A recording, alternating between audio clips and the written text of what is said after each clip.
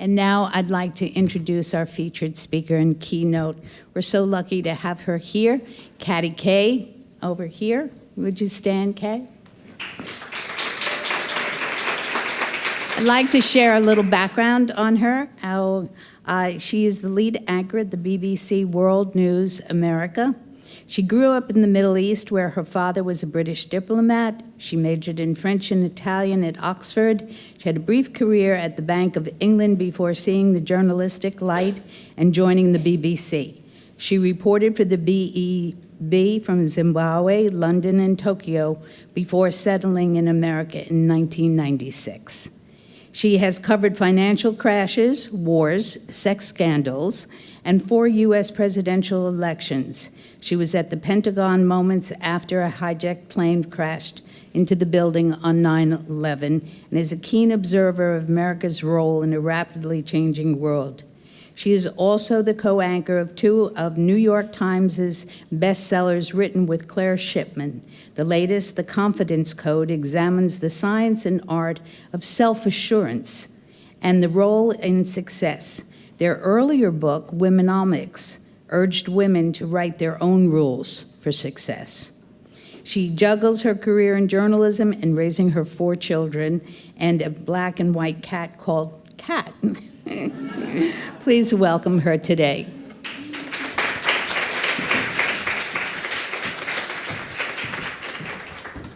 Daryl, thank you very much for that kind introduction. I had these 4 kids and I ran out of inspiration, and so my cat ended up being called Cat. I should have tried harder, right? If I get a dog, which apparently I'm going to get this summer, I guess it'll end up being called Dog, which is the name of the dog I grew up with all my life. Thank you so much for having me here. It is great to be here and to see all of your faces from around the world, from the United States, and from those of you who are visiting from abroad, from India as well. Welcome to America. I think this is a fantastic opportunity, what you're doing, the exchanges that you've been doing with each other. I'm often asked by young students when I go and speak in colleges in the United States, how do I get to do what you do? And my advice to them is, are you really sure you want to do what I do? I'm sure you'd be better off working in finance. You'd certainly be richer if you worked in finance. But what I say to them is, don't leave college and go straight for that glittering job. Leave college and buy a backpack. And take that backpack and go and travel. Because if you go and steep yourself in another culture, if you go and spend 6 months, a year, 2 years, living, working, learning about another culture, it doesn't really matter which that country is, you will learn something that will become part of you. It's almost visceral. The 18 years I spent growing up in the Middle East are part of my reporting. They're part of what I do. And you'll also learn something important. You'll learn that other cultures are different, but they're not scary. And you will bring that knowledge back to the United States. You'll be taking the best of this country overseas, and almost more importantly, you will be bringing back that knowledge to people in this country. We all know that Americans don't necessarily travel as much as people from other countries. This is a huge nation, and a lot of people don't have the opportunity to travel. So if you do, and if you can bring that back with you, you're providing a great gift and something very important to this country. So congratulations on the program. I'm going to speak to you this morning about global affairs, the role of the United States a little bit in those global affairs. I think we are living in a world that is changing incredibly fast, that faces a lot of challenges. I'm very happy to touch on American politics too. I have to say it's a tiny bit busy in the world that I live in. I barely dare open my phone every morning because there will be another massive headline that has shook us all. But I also really want to talk to you about the value of women in the workforce and what you can do, each one of you individually, to try and improve some of the things that Dr. Henderson spoke about. Improve those numbers at the top. Because there are things that we can do as women in the workforce, I think, to change that situation. It's not a level playing field. We all know that. There is not equal pay for equal work. The United States is lamentably far behind India, for example, on providing paid maternity leave. And those things take policymakers. But there are things that we can do as individuals to make sure that we are not holding ourselves back. And I will talk a little bit about that too. Let me start by looking at this incredibly busy world that we live in, the global trends.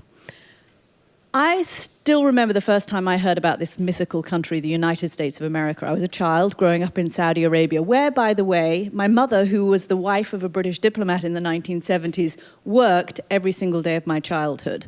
She would go into offices in Saudi Arabia. She was a reporter as well. And they would say to her, "You're the first woman that's ever been into this office." All the janitors and the cleaners and the people who assisted in the offices, they were all men. She was literally the first woman ever to go into that office building. We've come some way since then, still not far enough, but we have come some way. She was also for a while a teacher. And after she had her second child, my older sister, she was told that if she didn't go back to work after 10 days, she'd lose her job.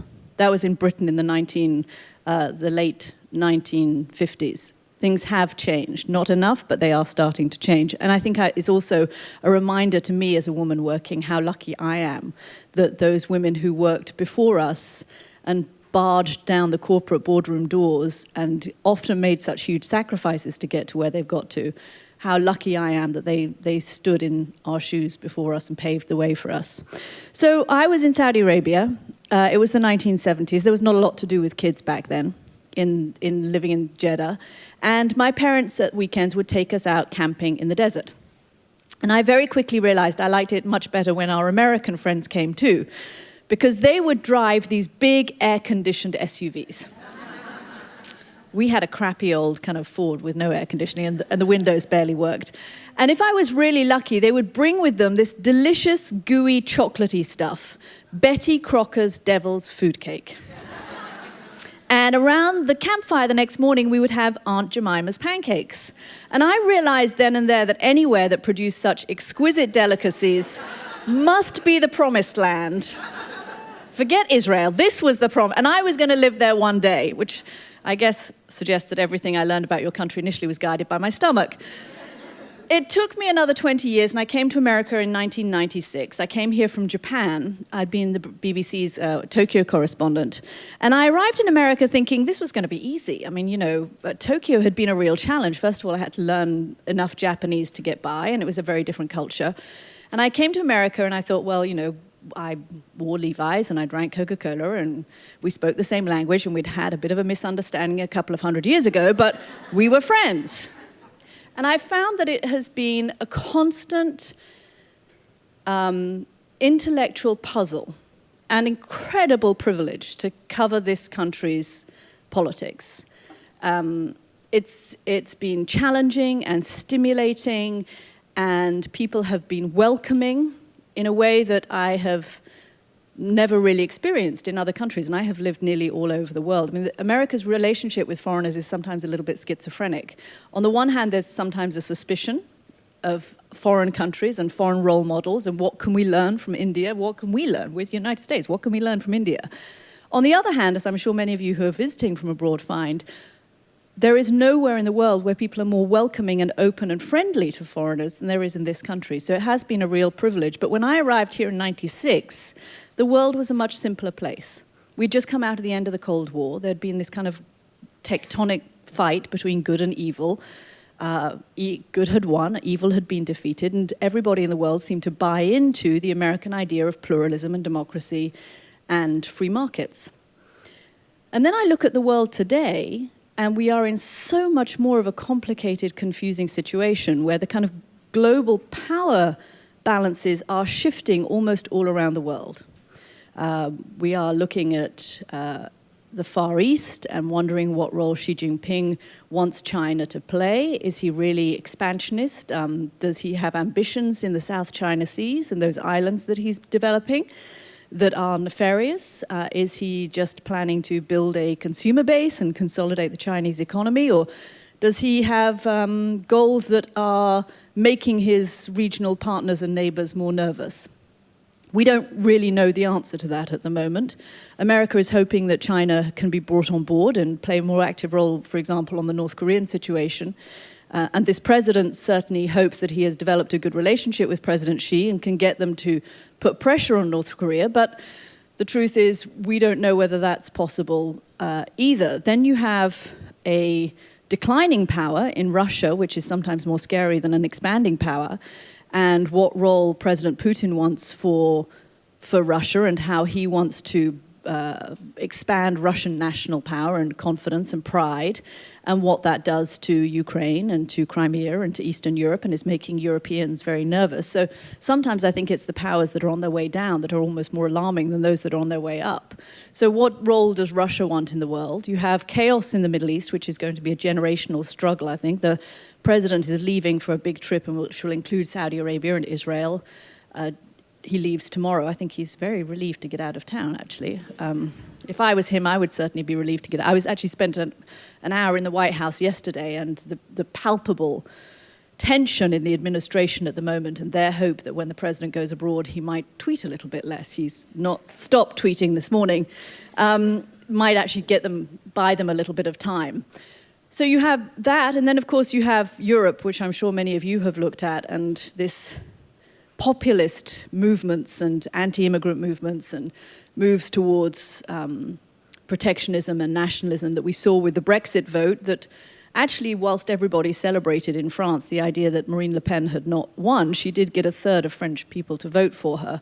And there is still room, I think, for a populist revival in France. So you have a lot of changes going on in the world at a time when Americans are asking, what does America's role in the world want to be? And I think we are at a moment when the whole notion of what it means to be an exceptional country, what is American exceptionalism, is a fair question to ask.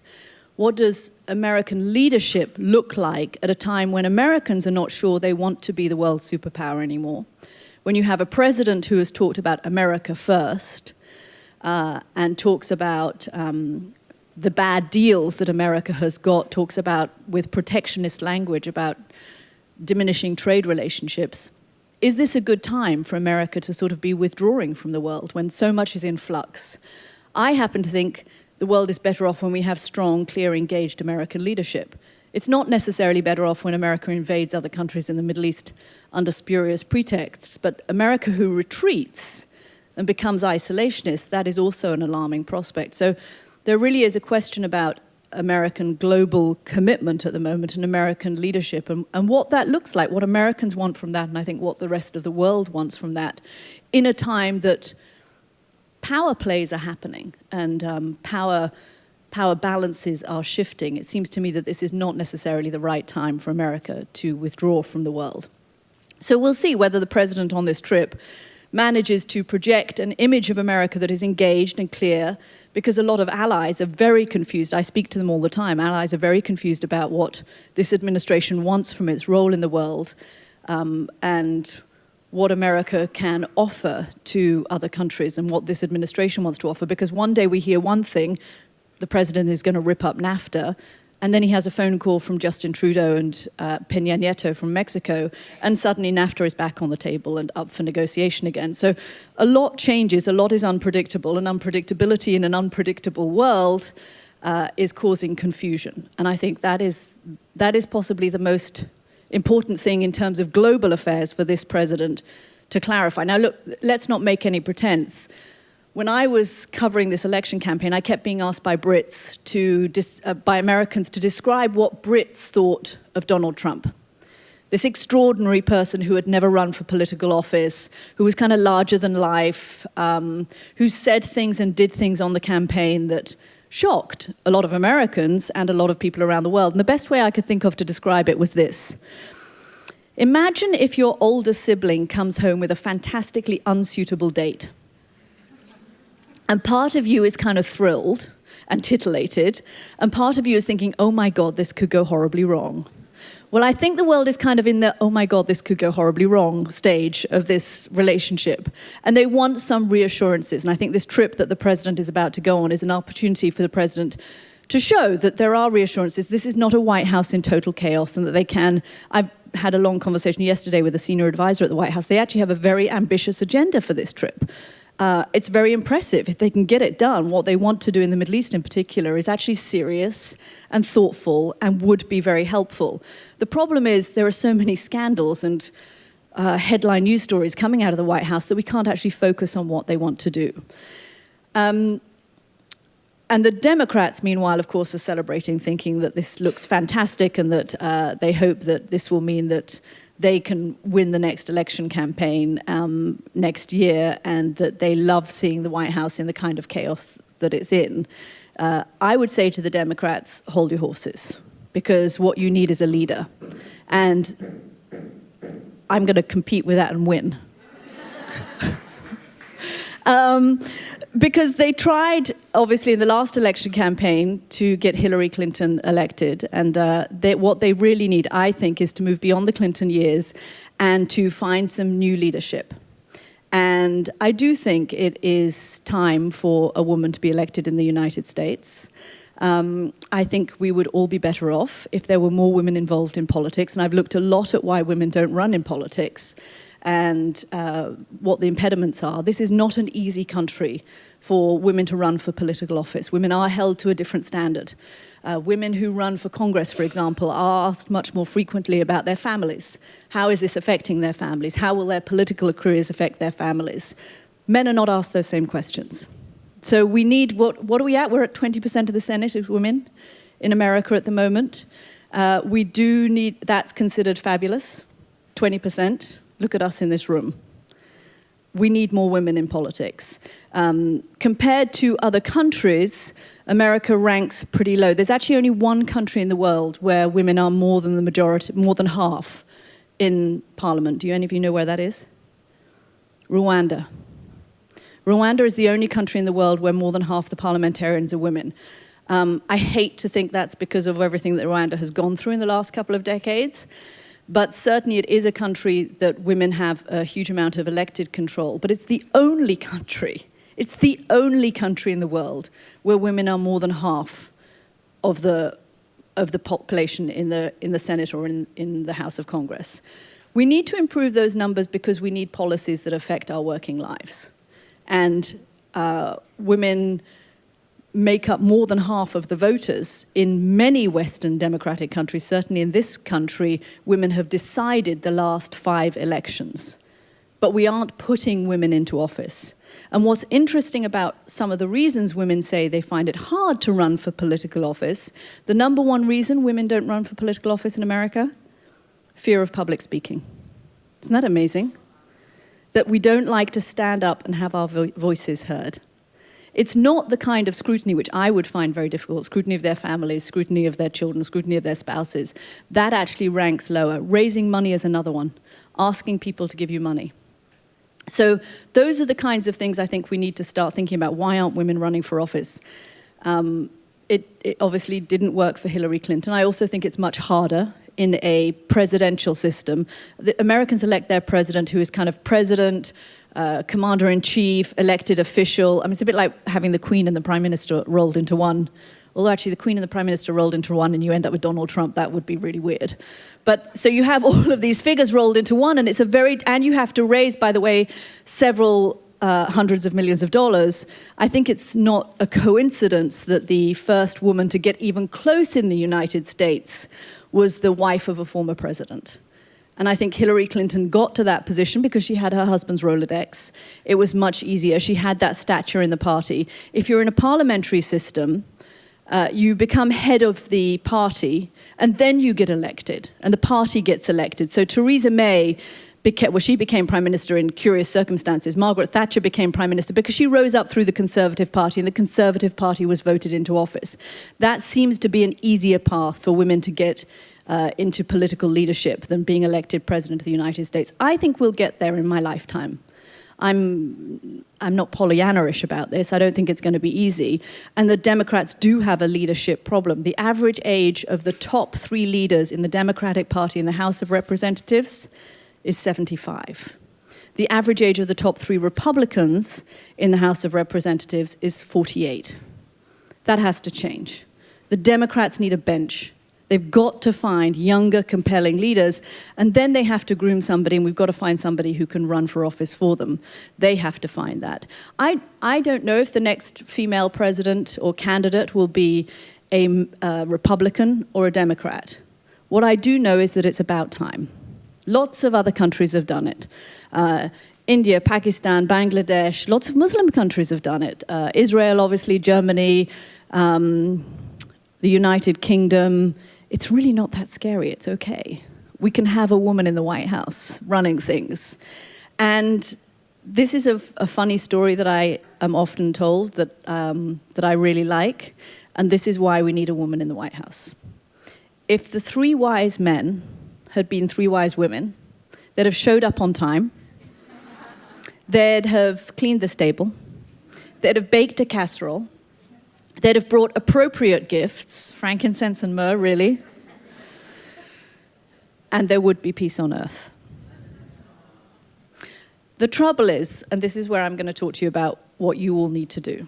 The trouble is, those women may not have gone for the job. Imagine the scenario.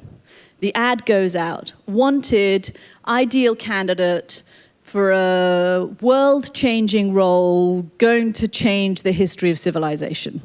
What we need is somebody who has experience with astrophysics and astronomy, who has great navigational skills, and is good with newborn infants. Let's take Bethany. Bethany looks at this job description and she says to herself, astronomy. Well, I majored in astrophysics, but I haven't, really used it very much, so I'm not sure about that. Navigational skills. I'm really good on navigational skills. My husband says I have a photographic memory for places. I think I'm fine there. Newborn infants, well, I have 3 kids, so I think I'm good with that. But that astronomy bit, I just don't think I've got it. And then we'll take her colleague and we'll call him Balthazar. And he's down the hallway, and Balthazar is looking at this job description, and he says to himself, expertise in astronomy. How hard is that? You go outside, you look at the stars. I mean, really? Can't be that difficult. And good navigational skills, well, don't they have GPS in the desert? I mean, that's okay, right? And expertise good with newborn infants, well, I took my nephew to the baseball game 3 weeks ago. I think that's fine. So Balthazar applies for the job, and he gets the job, and they write a song about him, and we all know the history. Which would be funny, except that it's true. And the problem with this story is that it gets at something that women are doing to themselves in business. We are holding ourselves back. Hewlett-Packard has done work on this. Women will apply for a job promotion when they have 100% of the skills for that job. Men will go for that same promotion with, guess how many? 60%. Because they figure they're going to learn the rest when they get there. And they're right. They will. And so would we. But we have to give ourselves that opportunity. This is why I started doing the work that I've done on women in business, both in Womenomics and in the Confidence Code, looking at what women can do to change our position in work. When I was doing research for Womenomics, we interviewed tons of women in very senior positions across all industries, and we would often ask them, how did you get to where you've got to? And the reply we would often get was, well, I was lucky. Or, a variation of that, I was in the right place at the right time. Or in my case, the only reason that I've been successful in the United States is because I speak the way I do. I mean, obviously it must be my British accent, right? It can't be that I'm good at what I do, or that I work hard, or that I'm talented. That would be preposterous. So women have this tendency when something goes well to attribute it to external forces. When something goes badly, it's all our fault. Oh yeah, we're very good at that bit of it. And it occurred to us that we never heard men say things like that. We never heard men say, well, I was just lucky. And that is something that we need to be conscious of and we need to change, because in many ways, and this is the work we did on Womenomics, this is a fantastic time to be a woman in the workforce. All of you who are just starting out, it's a great time. Women are better educated than men. We have more degrees than men. We have more postgraduate degrees than men. We have more PhDs than men. We're still behind on MBAs, but we're getting there. We have more law degrees than men do. The skills that women bring to the table, which used to be called soft skills, are now seen as profitable skills. The ability to read a room, to have a good EQ, to understand what is going on in terms of body language and other people's perceptions, the ability to communicate well, to communicate across time zones, something that is incredibly important in a globalized, integrated digital economy, to work in a way that is less hierarchical, to bring consensus, to mentor people, all of those things that women bring to the table, things that actually we bring to the table because of who we are now seen as incredibly valuable skills. There's a professor at the University of Michigan who's done work on this, showing that if you have a mixed group solving a complicated business problem, a mixed group of men and women, that group will always come up with a better solution than a group of men, even if the men in that group are individually more qualified than the mixed group. There is something about having different opinions around the table that is incredibly valuable. Christine Lagarde, the head of the International Monetary Fund, says it like this: if it had been Lehman Brothers and sisters, maybe we wouldn't have jumped off that cliff quite so quickly. And it's not that we want it to be Lehman sisters, it's the combination of Lehman Brothers and sisters that seems to provide this winning formula of different experiences and different management skills. So for all of those reasons, this is a really good time. Women, as we know, control something like, I think it's about 80% of consumer purchases. In the United States, women actually buy more cars than men. That happened in 2007. We started buying more cars than men. Our consumer spending power alone gives us a certain amount of clout. Ford did a survey. You couldn't make this up, on what men and women wanted from their cars. It turns out that men look at the exterior of the car, they look at the horsepower, they look at the engine speed and power, and they look at the driver's seat. Women look at the passenger seats. They look at, I mean, you couldn't make this up, right? I almost wish it wasn't true. We tend to look at the passenger seats, safeties, the interior of the car. We look at things like when we open the trunk, are there hooks for all the bags and the things that we need to put in there? I mean, Ford realized this. They also realized then that women were buying more cars than men. And so they started doing interesting things like they recessed the door handles of their cars a little bit further because women have longer fingernails than men. Now, when Ford is worried about our manicures, that gives us a certain amount of clout. We have power. We just have to use it. And we have to believe in it. And we have to use it, whether it is to ask for alternative work schedules. We have still not fixed. I mean, it staggers me to think this. We still haven't fixed a work-life balance issue. Company after company that I go and speak to, industry after industry, they are losing talented women in their 30s because that's when women have young children and we hit that brick wall of kids versus career and we make the choice of kids over career. We have to try and make this work, not just for women, but because there are now more than half a dozen global studies that show that companies that employ more senior women are outperforming their competitors by every single measure of profitability. Who doesn't want that? Who doesn't want that talent pool? And when we present executive committees with the data, and I know this because I spend a lot of time speaking to executive committees, guys on executive committees love data. When you present them with the data that this is not a PC issue, this is no longer a diversity issue, this is a bottom line issue. You're improving your productivity and your profitability if you cultivate female talent and then you keep female talent. Now, for many companies, that means adjusting the way we work. And for women, it means asking for those work schedules to be adjusted. The number one reason women don't get flexible working hours? We don't ask for them. For some reason, women seem to think we're there by the grace and favor of our employers, that we're working for a charity. Actually, the company you work for puts a paycheck in your bank every month because you're valuable, because you're doing a good job for them, because they need you.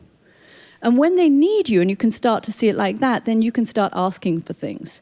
But you have to stop thinking that you've got to where you've got to because you were lucky, or because you were in the right place at the right time, or because you happen to have a British accent.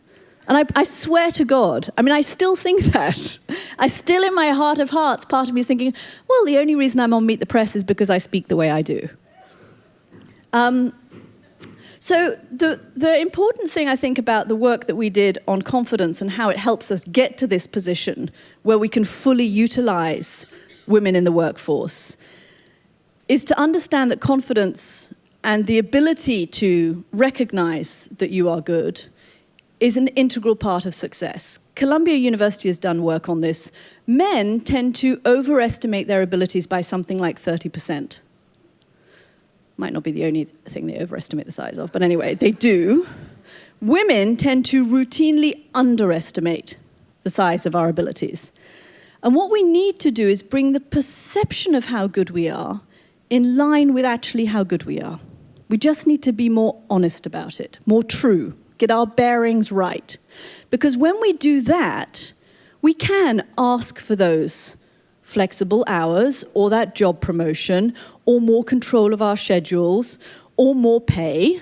Women ask for pay raises, I think it's 4 times less often than men do, and when we do, we ask for a third less. That's our responsibility. We can change that, but we need to do so by realizing that we are valuable and good at what we do. In all of the work I've done on women in business, I've spoken to dozens of business leaders and academics. We've even spoken to neuroscientists, people who are looking at things like confidence in rats. I didn't know there were confident rats and unconfident rats, but apparently there are. And one of the professors we spoke to was somebody called Cameron Anderson. He's out at Berkeley, California. And he has looked at the role of confidence and success and how it can help women get to where they want to get to. And he has given all of his students a historical quiz. At the beginning of the year, he gives his graduate students this historical quiz, and they have to tick what they know. And in that historical quiz, there are some things that are fake. There is a Queen Shaddock at one time, and a Murphy's Last Ride makes an appearance. And he thinks that the students who tick the most fake answers, the things that never happened, are the most overconfident. They're probably also a little bit less competent than some of their peers. They think they know more than they do. Fast forward to the end of the academic year, and it's the students who have picked the most fakes who are routinely the most admired in the group. They are the ones whose ideas kick up to the next level. They are supported and protected by everybody else in the group. We like people who are confident.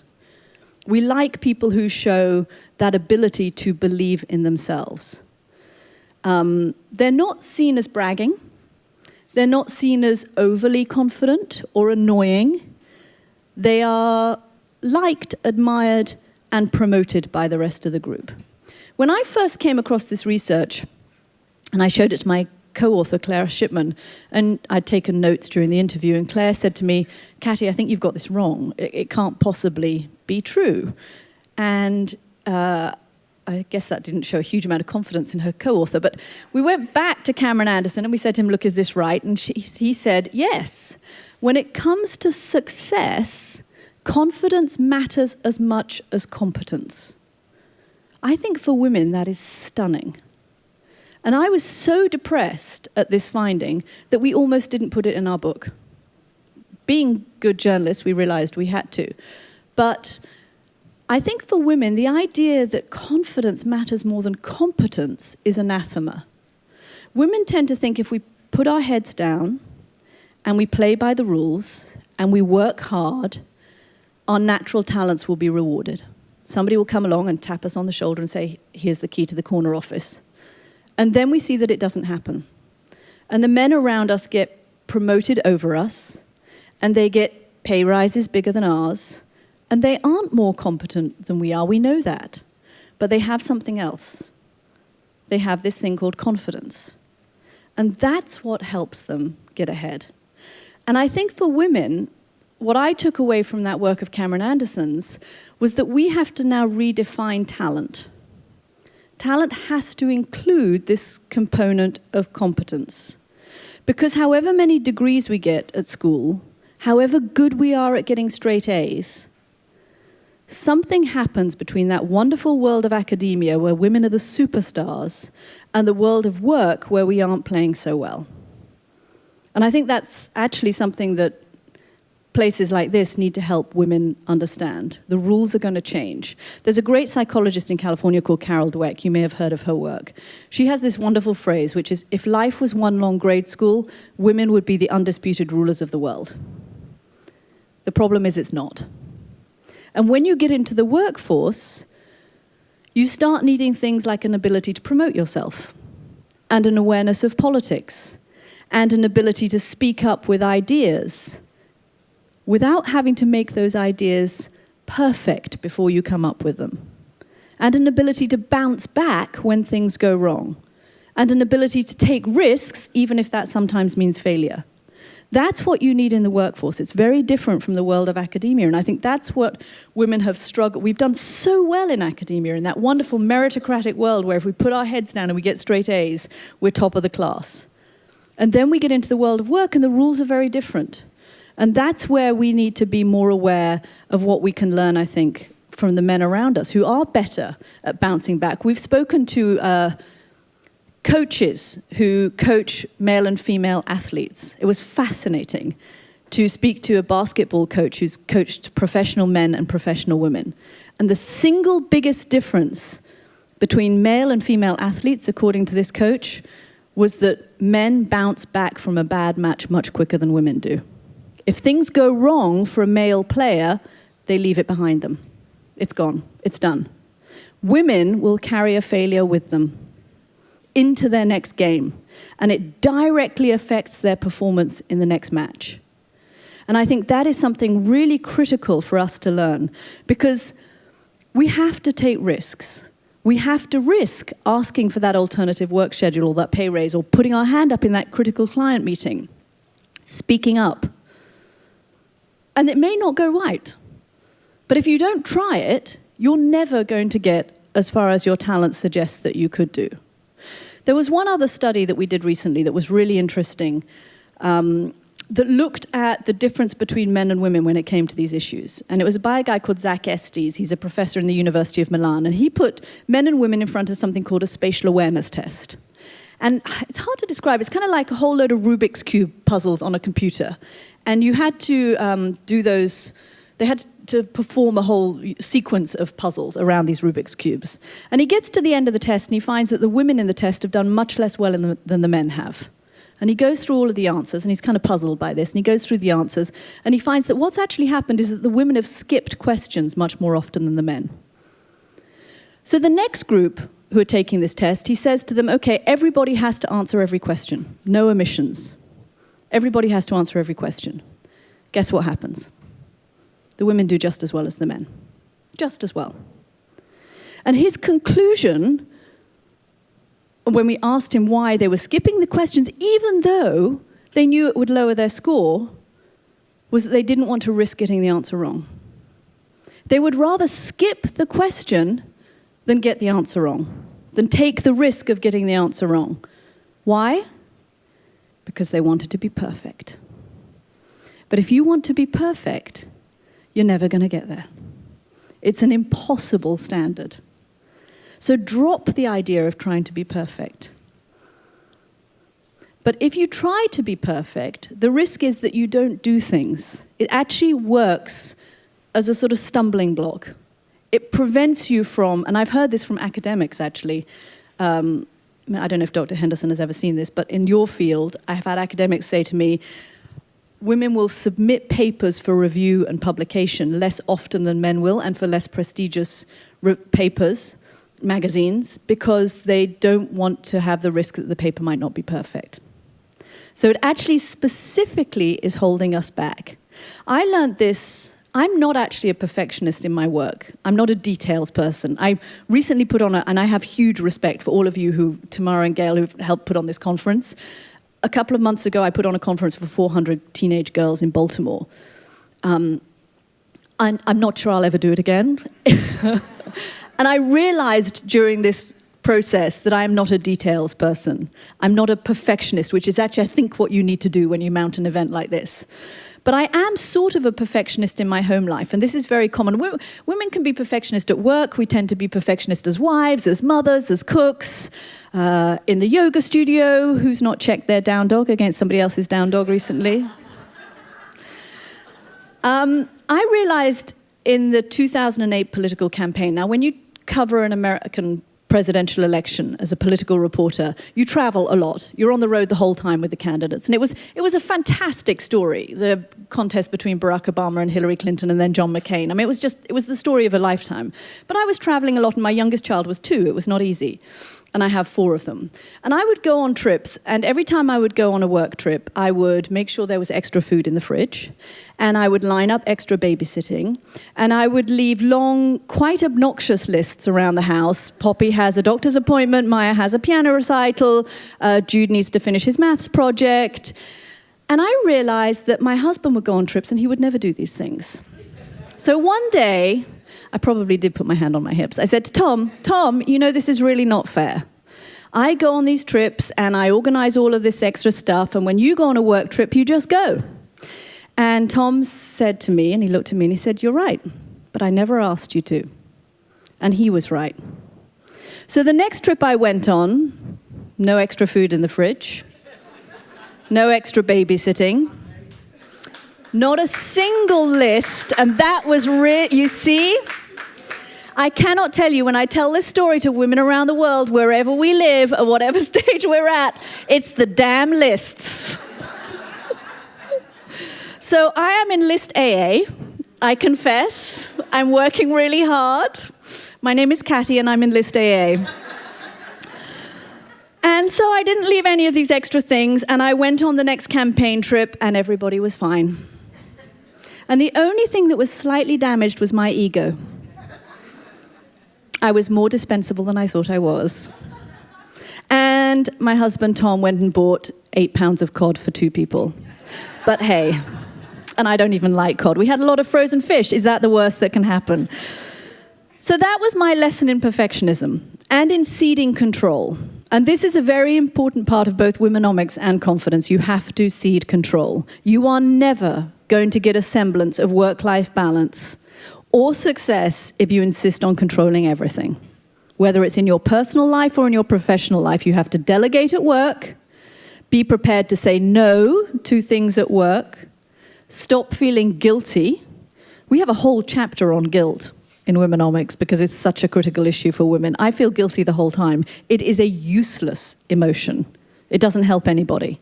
You're not helping the person you're feeling guilty about. You're not helping your kids. You're not helping your colleagues by feeling guilty. If something's wrong and you've done something wrong, fix it. But you're wasting your time by feeling guilty. And every single working woman that I've ever spoke to, particularly working women with children, has an element of guilt. Your kids are fine. They're fine, and they're even more fine when you're happy. So please, if there's nothing else you remember from this, guilt is a useless emotion. And stop trying to be perfect, because that's not going to help you either. The other thing we talk about in the confidence code, acting more, taking those risks, being prepared to fail, is the idea of thinking less. Women are very good at thinking. We are really good at it. And especially thinking about the things we've done wrong and the little criticisms we may have had, or the things that didn't go right at work, and we are like a dog with a bone, we don't let it go. It's called ruminating. It's not what cows do in a field, it's what we are very good at.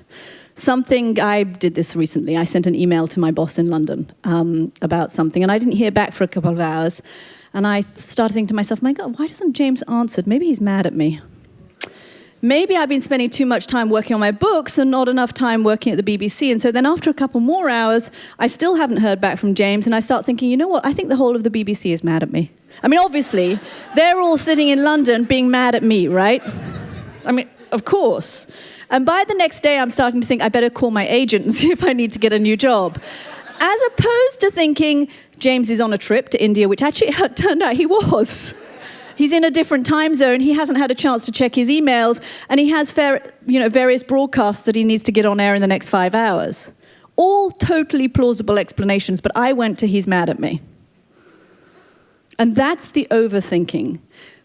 It's almost the flip side of the skills that have produced those surveys showing why companies that employ more women do better. Because we are so good at managing rooms and thinking about things and analyzing. But the flip side is that we overdo it. So we talk about thinking less. Try not to go to that space where you immediately assume that you are everybody else's headline when something has gone wrong. I promise you, you're not. Most people are far too busy and wrapped up in their own lives to think about what's gone wrong or right in your life. But if you overthink It's a real impediment to taking risks and taking action. The best definition we had for confidence while we were doing the research on confidence for our book was this. Confidence is the stuff that turns thoughts into action. And thoughts without action are pretty useless.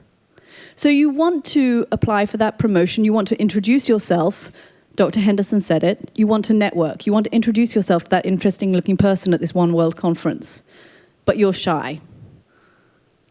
Or you want to speak up in a meeting, but you're not quite sure if you've got the answer or the question or your point perfectly orchestrated, and then blow me down, somebody else says it and gets all the credit for it. Happens all the time. You have to think a bit less and act a bit more. I went into a meeting at the White House recently, and going to the White House is always fairly intimidating, even when you've done it a few times. And I was invited in for a meeting on Middle East affairs. So I got to this meeting, and I walk into the room, and there's 14 men and 2 women, and I think to myself, oh my God, I'm a fraud. You know, they're going to realize I'm in the wrong place. I shouldn't have been invited to this meeting. These are all super-duper Middle East experts. They live in the region, they speak Farsi, they speak Arabic, they know all the leaders in these countries, and I'm just a journalist. What am I doing here? So it gets to the end of the National Security Council staff's presentation, and the men in the room the men in the room don't even put their hands up, they just jump in with questions, and they ask all these questions. And I'm sitting there thinking to myself, well, there's 2 women in this room, and I always think a woman should make a point of making her voice heard in the room, and so the other woman wasn't speaking, and so I thought I better speak.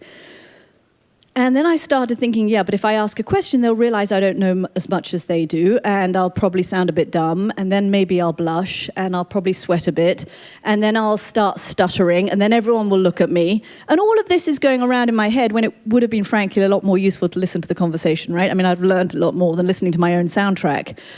And eventually, I force myself to put my hand up, and the words come out, and I ask the question. And it wasn't the best question in the history of questions, but it wasn't the worst either. And the most remarkable thing was that the earth didn't open up and swallow me whole. And the sky didn't fall on my head. And I was still there. And that's the key. If you're going to take a risk and do something that's hard for you, before you stop yourself because you're worried about failing, ask yourself honestly, what's the worst that can happen? Because you'll still be there. I was still there. I'd spent all those minutes agonizing, but I was still there. And I probably had blushed a bit, because I tend to, and somebody had probably stared at me, and maybe one of the people had thought, wow, I thought she knew what she was talking about. She clearly doesn't. But I was still there. And the next time I was in that situation, I knew I could do it. And actually what I'd done was bank a bit of confidence. That was something nobody could take away from me. I had tried something that was hard for me. It hadn't gone amazingly well, but it had been okay. And I had survived. And I knew I could do it. And I think that's what's critical for us as women. Be honest about how good you are. And be honest and try and do a really good, fair kind of pros and cons of what could go wrong if you take a risk. Because quite often you'll find that you're scared more than you need to be. That actually the downside of taking a risk, of speaking up in that meeting, of asking for those things that you need at work, is not as bad as you think it might be. What's the worst that's going to happen if you ask for a pay raise? They're going to say no. But you've put it on the books and in their minds that you want that raise. You've told them that you're ready, that you think you're ready, and that you deserve it. And the next time they're looking at their budgets, maybe in 6 months, they'll clock that. It'll be on their radar. I think that's what's critical. And the worst that could happen is that you'll say no. But if you sit there being worried about being a good girl and not rocking the boat and not being annoying and not being seen as a problem, then you will never get as far as you deserve to get. It's a business arrangement. It's like asking for a flexible work program is a business arrangement. Don't do it in tears because you're desperate, which is what I did. That never really works. Also, by the way, when you're fired, try not to cry at that moment, because that's happened to me too. It's never very edifying. But when you are in that position, try to draw it up as dispassionately as possible with a kind of almost a balance sheet of the win-win situation for both of you. And just make sure you don't hold yourself back. And there's one last thing I want to talk about.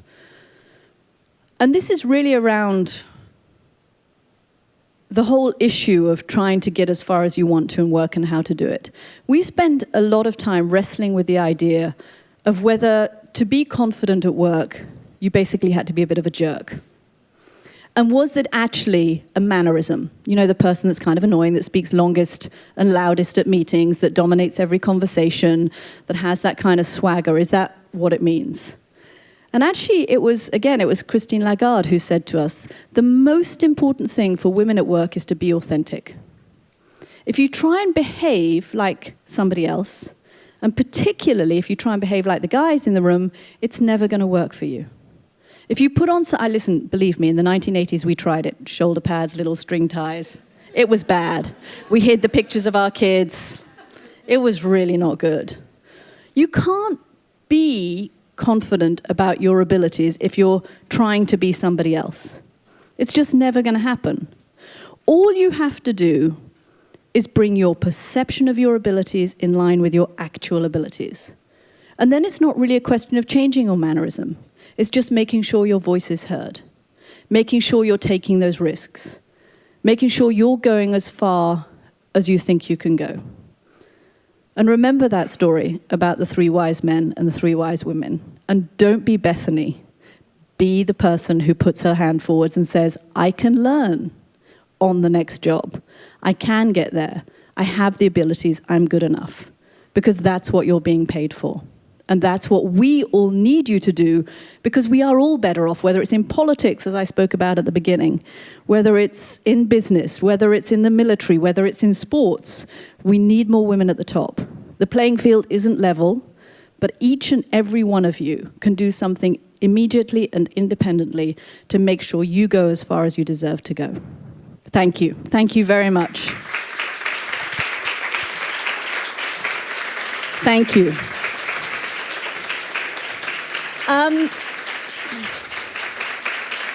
Thank you. You're sweet. Thank you. Thank you. I'm really not a scary school teacher. My kids sometimes say I am, but I'm very happy to take questions about whether it's about American politics. We didn't get there very much. I'm happy to talk about that again. Or all of these issues. There are microphones, Tamara is telling me, there are microphones right here and here, so do come to the microphones and give me your name when you start. I'm just going to grab my bottle of water. It doesn't mean I'm going anywhere, I promise. But a glass of water would be great. Okay, can I just say one thing? When I do conferences and I talk about political issues and there are mixed groups, one thing I notice is that the women rarely ask questions. This is a group all of women. You have no excuse. Yes, go ahead. Thank you. Thank you very much. You're welcome. That was great. My name's Alma Dimitropoulos from JP Morgan Chase. So my question is, you talked about impediments to women reaching national office here in the U.S. How do you compare that with, let's say, some of our developed counterparts, Germany, England, where women are leading the charge there? What has been their path, or what is the path? What are the differences there, and how do we move forward here? Thank you. And by the way, thank you to JP Morgan, because you were very helpful I mentioned the conference I put on for teenage girls in Baltimore, and JP Morgan were great and very helpful on that. So thank you. I do think it's partly the system, it's systemic, that it's very hard in a presidential, or rather it is much harder in a presidential system than it is in a parliamentary system. It's much easier to work your way up through the ranks of the party and become leader of the party, and then that party gets elected. I also think there are clearly, whether it's media coverage, whether it's the way that people talk about women, it was less bad in this election. It was pretty chronic in 2008. I remember going through airports and there would be little images of Hillary Clinton, and they were nutcrackers. And, men just never get that. They never have to deal with that kind of implicit bias. And some of this comes from women too. We know that women can be just as harsh on other women when it comes to leadership positions as men can be. That, you know, you can give blind resumes and women will have just as negative reaction to a woman as a man will have. So I think a lot of this is partly is being conscious. I do think having conversations about it is good. But I also think that if you are a woman running for political office, the reality is that complaining about it is not going to help you. That's actually probably going to lose you votes. So Hillary Clinton still talks about misogyny in the campaign. And she's right, there's misogyny. But talking about it and complaining about it is not going to help her get elected. So I think you just have to find a way. I mean, it's an incredibly difficult one as a woman if you're running for political office. But one of the things that I have heard is that for one of the good ways to help women, encourage women to run, even for lower offices, congressional offices and local offices, is to see that, to encourage the women to talk about the causes, not themselves. So women often think that it's self-aggrandizing to ask somebody to vote for you or to give you money. We see this even at the school level, that girls don't like to run for class office because they feel that if they ask people to vote for them, they're somehow bragging. Talk about the causes. I'm running for political office to help family paid leave. I'm running to help you get clean water. I'm running to help ensure that our local government is working effectively. It's not about you, it's about the causes that you're running for. We talk about, for women sometimes, self-promotion is a big issue for women at work. We tend to shy away from it. Talking about our successes. Talk about the we sometimes helps. We are trying to do something. You know, if you're giving a speech, take out the I and replace it with a we or the team or that kind of thing. There are tricks that can help individual women, but I think that we as voters have to be very conscious. Are we setting standards for women? Are we asking them how this is going to impact their kids in a way that we would never ask her for a man? Because we do that. We do think, oh my God, she's running for political office. How's her, you know, she's got 3 young children. How's she going to do it? We wouldn't ask that for most men. So we have to assume that responsibility of being aware of our own thoughts.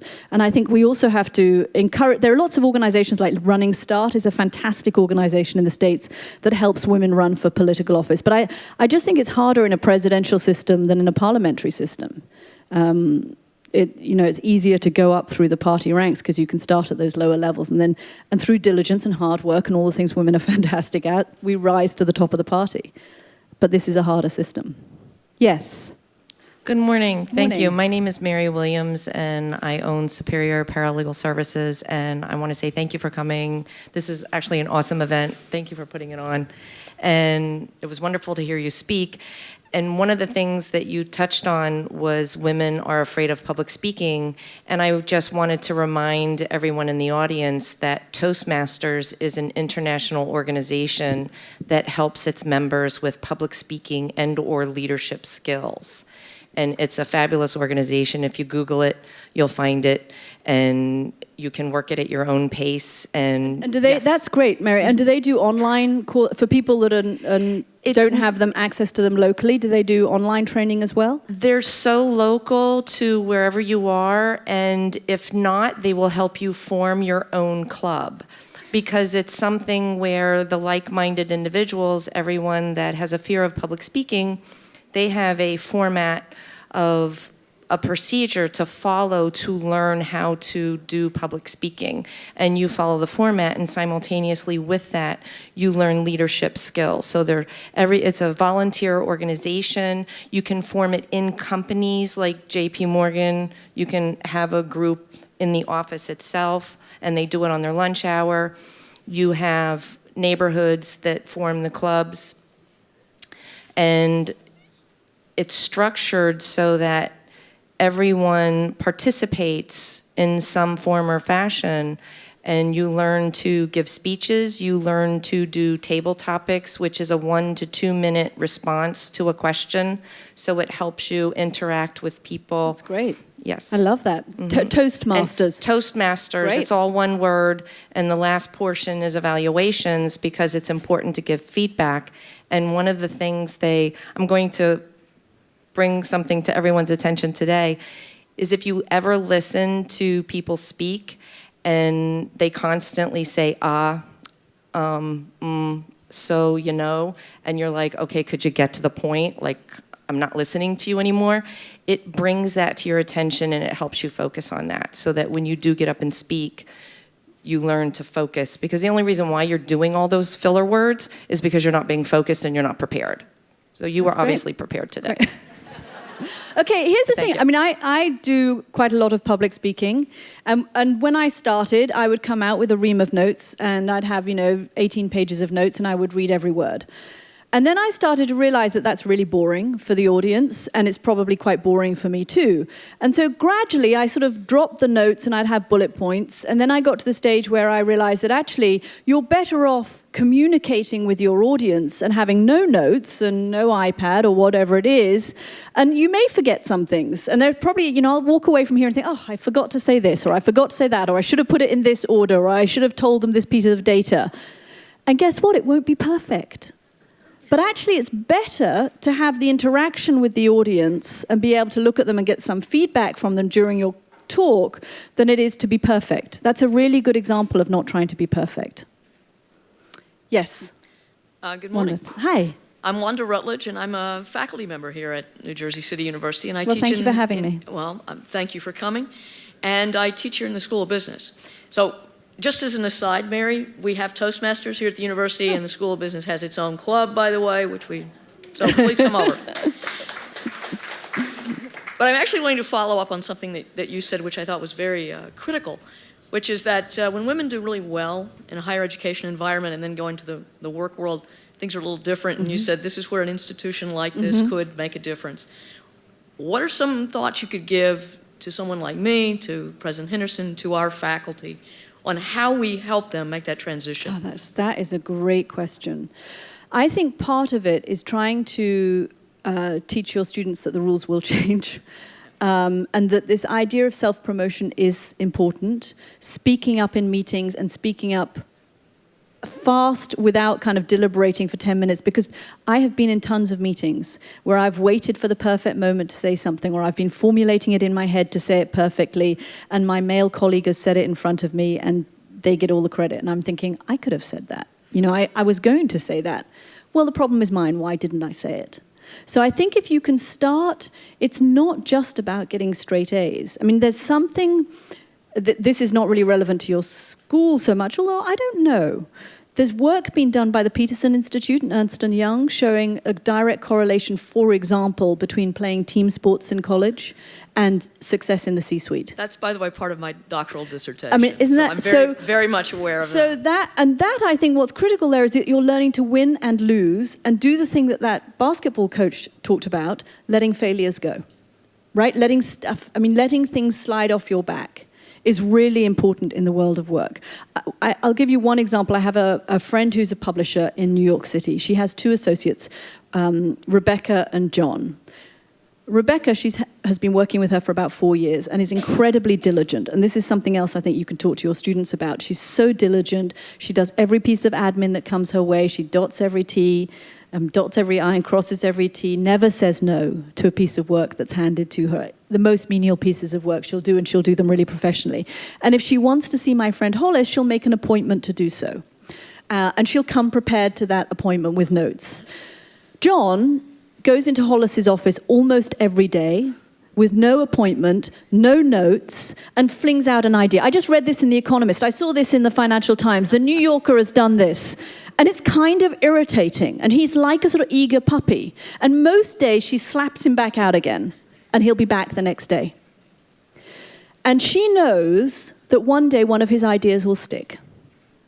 And he will rise. And he's going to be a star. And Rebecca will always be a really useful workhorse. And Rebecca could do it. She's just as smart as John is. But she doesn't have that kind of, I'm going to go in there and I'm going to throw out the ideas, and if I get rebuffed, I'll go back in again tomorrow. I think John doesn't even notice he's being rebuffed. No. Doesn't bother him. He's back in there again the next day. And that is a really useful skill. That's one of the best things about sports and the learning skill was also to learn the language. Right. That is That's so used interesting. with teams, because that language is something many women don't Right. understand. And you learn to win, but you also learn to lose. And you learn that if you do lose, you have to get back out again the next day because your team is waiting for you. Of course. Thank you. Thank you. Yes. Hi, Hi. My name is Angelique Kimlani. I am actually a reporter in the state. Oh, great. Yeah. I think that part of the problem has been upbringing and the dynamics that we've had, like the battle of the sexes has played such a strong role.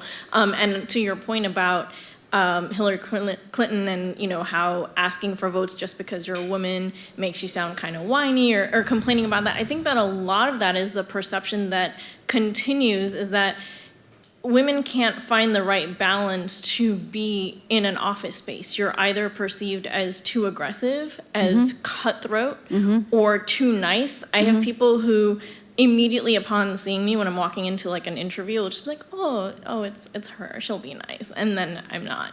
And then it's it happens. And it's really frustrating to have that, you know, perception of you, and that you have to break through every time. You're like walking into battle every single time. So how do you break that? How do we get to the point? I mean, awareness helps, but when do we get to the point where we don't have to do that anymore? Look, you know, there's been tons of studies showing that what works for men in the workplace doesn't work for women, right? Sheryl Sandberg has documented a lot of this, that men will be seen as leaders and competent and outspoken, and women will be seen as overly aggressive and bitches. I mean, that we know that. So the question is, how do you deal with it in your daily life? And I did think that speaking to Lagarde about this, what she said helped me. The idea of being authentic to who you are, and not trying to put on a persona. I'm just not somebody who is a kind of pit bull at work. It just doesn't suit me. I'm never going to manage to do that, and I'm never going to manage to go in and bang my fist on the table and say to my bosses, "I need to get paid fucking more money because I'm fucking good," and all that kind of stuff. I mean, first of all, I would never say that, and it just would be totally inauthentic to who I am. But being kind of forensic and reasonable and rational and making a case that I have done this, this, and this, and here's the business case for why I deserve a pay raise, that I can do. That suits me fine. And I feel on good, solid ground, and I don't feel I'm compromising myself. So I'm asking for the same thing, but I'm doing it in a way that suits me. I don't know if that's totally the answer. But I do think being conscious of whether you're trying to play a part is very important. Am I really behaving the way I feel is who I am, or am I trying to be something else? Because trying to be something else probably isn't going to work for you. And also it's very tiring and hard to maintain. So I think you just have to kind of do what you do and be good at it and be true to who you are. And that sounds such a cliche, but it did really help. And one thing I should say about Lagarde, who's so impressive, and is clearly, you know, a superstar. She's the first female head of the IMF, first female head of Baker McKenzie. I mean, you know, she's whip smart and effective. She's really warm and unpompous and accessible. And that's quite a winning combination. It's actually pretty disarming to be warm and friendly and accessible and be really good. I think is a very good combination for us. Tamara's telling me I have 5 more minutes, and she's very strict, so we will keep it to that. Yes, you have a question. Yes, hi, I'm Emily Dalkey. I'll try and give quick answers and get through these two questions. Okay. Emily Dalkey, too young to be affiliated with anything yet, so hi. But my question to you is, I've always affiliated, you know, a disproportionate amount of men being in more executive positions to, let's say, the back deal, golf course promotions, you know, that kind of networking that they have. And I was wondering if in your research you found that women weren't doing this, or is happening so much more often with men that's why, you know, that was a reason for their success, or if it was mostly just, you know, women not taking those risks. So I do think that networking is very important, and I think women do it in a different way. And I think events like this are critical for that. That we are very good at making... I mean, there's no reason women shouldn't be good at networking, right? And sometimes I think it's the phrase networking puts us off. If you just see it as making relationships and talking to people, that's a lot easier, right? We're very good at that. We're very good at making connections to people and talking to somebody and giving them advice and getting advice back again. That's all that networking is. Networking is putting yourself on somebody else's radar and putting somebody else on your radar and then making the connections through a personal relationship. That's not so hard. We're great at that. We might not want to do it on the golf course, but we can do it over coffee, or we can do it at events like this, or we can do it on the phone. Have not done a lot of formal networking events, but every time I talk to somebody and engage with them for 10 minutes, it's a form of networking. I'm building some kind of personal connection. So I think sometimes it's just demystifying the way that we see it. Hi, my name is Jill Draper. Hi, I'm Jill. president of MarketSmith. We are a woman-owned and woman-led advertising agency out in Excellent. Morristown. Wow, and it's a tough industry for women, I know. Yep. So I've been in the business for about 30 years. I have 2 daughters, 23 and 20, and I always considered myself to be a great role model for them, a true feminist. You know, I brought them up to be that way. And it was interesting to see their evolution. You know, in their teenage years, they'd say, "Oh, Mom, I don't want to be a feminist." You know, they thought that was the wrong word. Well, now that they are launched or being launched, they are independent, strong women. Do you think in your work with confidence, are you seeing a generational difference with young women? You know, you talk so much about how women have impediments in front of themselves. Do you think that younger women have a different view on themselves, a different view on the world, diversity, culturals, being more multicultural? What are your observations? So, a couple of things that surprised us when we did this particular work. One was that actually a lot of confidence is genetic, and that there's a scientific basis for it, but you can learn a lot too. The other was how much we found that younger women were not more confident than we had been at their age. I think it's Price Waterhouse has just come out with a study showing that women enter the workforce just as confident as men that they're going to reach the top. Within 2 to 3 years, they've lost that confidence. And that's today. So very quickly, women are getting into the workforce and thinking, I don't see myself at the top for whatever reasons, lack of role models, workplace structures, work-life balance issues, all of that comes into place. I think my concern about younger women today actually revolves around social media. And I do think there is a risk that we are telling our daughters, you can be anything. You can be CEO, you can be president of the United States. Well, we're not quite there yet, but you can be. You can be a senator, you can be an astronaut. But they also expect themselves to be perfect. So they are putting a huge burden on themselves of perfection that is exacerbated by social media, particularly when it comes to body image. And the downside of social media is that, you know, you put a post on Facebook and you get 100 likes, and then the next day you only get 20 likes. And you think to yourself, wow, what can I put on to get 100 likes? And quickly you get into the realm of, well, the photo has to be sexier or cuter, and then I need to get my likes back up again. And I think it builds what psychologists call volatile confidence. If your confidence comes from external approbation, whether you're a pianist and it comes from reviews, or whether you're, you know, a 20-year-old girl and it comes from your Facebook page or your Instagram feed or your Snap stream, I think that's a risk. You need to do it by doing things for yourself. And it's harder to tune out when the judgment on you is so public and so instant as it is in social media. We have one more question over here. Sorry, you've been waiting. Do you want to have a male question? Or Yes, I think it would be very good to have a male question. Let's close up on that. Okay. Lehman Brothers and sisters, remember? Okay, yes. So But thank you for asking. Okay, so I come from Germany, and you know Angela Merkel is in charge for 13 years now, and she's going to be elected again this year. Maybe. Very, very certain. I'm very certain about that. If you cover German media at the moment, it's very certain. It looks good for her. So, as I study international politics, international relationships, my question goes a bit back to the way of how media coverage is different in comparison to different countries. And you can see a huge difference in comparison how American media is cover not only politics, also all issues. If you just only look on the media and the media culture, how it's developed, there are huge differences in many different countries. So I want to have some information from your side. How do you think this affects the perception of how women feel about themselves? It's a good question. I mean, you're right. I think the biggest difference, I think, is that American media tends to be more partisan, left or right, than it does certainly in Britain and I think in many European countries. I think we'll get there in Europe. I think what starts here tends to come across the Atlantic. But media here is very politicized.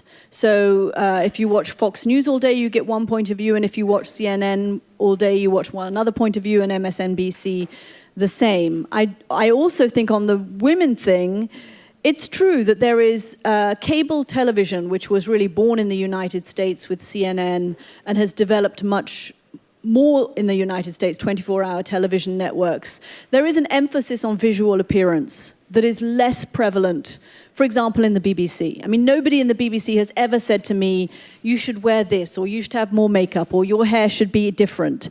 I am sure that if I had worked for a long time for an American cable network, I would have had that commentary. I don't know what it's like in Germany, but my impression of German media is that it's fairly serious and straight, and of television as well. And I think there is probably more, and look, you know, American cable television networks are making a huge amount of money for their shareholders and their owners. And so the return on revenue and the return on investment, they think very hard about. And that translates into how things look on television. Now, the counterpoint to that, I would say, is that a few years ago, the BBC faced a lawsuit for not having enough women over the age of 50 on television. And they were quite right. We had very few older women. I'm 52. There were very few older women on television in the BBC. And it was good that this was raised in the press and that it was actually raised in a legal suit. At the same time, America had Barbara Walters, Diane Sawyer, Katie Couric, all women well over 50, who were all still big powerhouses in American television. So there is room in American television for older women to be very successful in a way that had not happened in Britain. I mean, it's an interesting paradox, right? In a culture that also values the way women look, and on some networks, women are made up to look incredibly kind of glamorous and almost like supermodels. But there's also was room for women to be really, really good. And so I think it's a kind of, you know, it's a complicated relationship probably. But it's a very interesting question. Thank you. Thank you very much. Thank you. Thank you.